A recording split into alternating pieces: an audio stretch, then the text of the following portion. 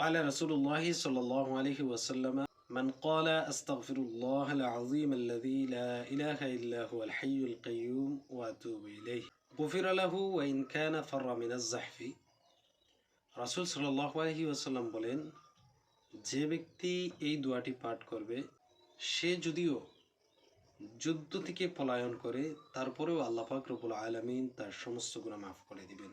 সুবহানাল্লাহ।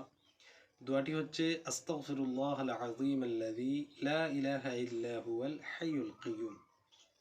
প্রিয় দর্শক শ্রোতা, যুদ্ধ থেকে পলায়ন করা সবচেয়ে বড় কবিরা গুনাহ।